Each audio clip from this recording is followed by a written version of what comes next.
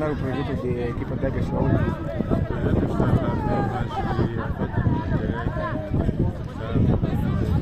Isso está tremendo. Em caso de como material, o convite que trouxeram daqui para o estádio, o material que vão andar pode gostar?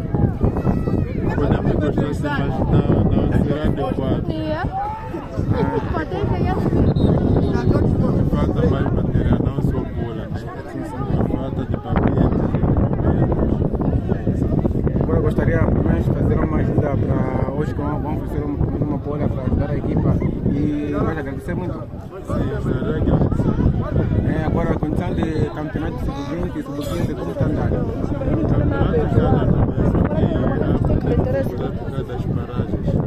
As paragens é das próprias equipas ou da equipa da associação? Equipa da associação.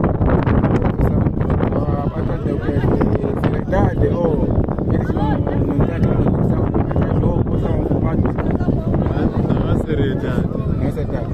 Então, como a mensagem que você pode deixar para a associação que está em frente desse campeonato sub-20, qual é a mensagem que pode deixar? A mensagem que eu posso deixar é que a associação deve organizar as equipas, há muita falta de concorrência com as equipas, não é importante porque as pessoas responsáveis deste projeto não estão a conseguir comunicar. Ok, as paradas do campeonato, o que fez para parar o campeonato? Acho que por causa das ocupações das pessoas que estão em frente do processo.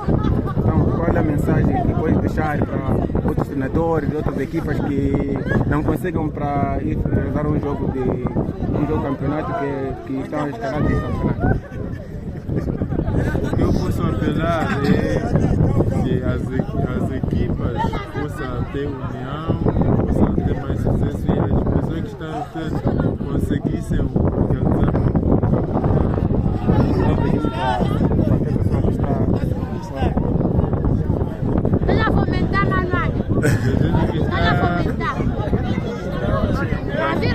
Então, pode mandar cumprimentos para a família. Lá em casa. Aqui fala alguma coisa. Esperar. Saudações a toda a família. Obrigado. Vai!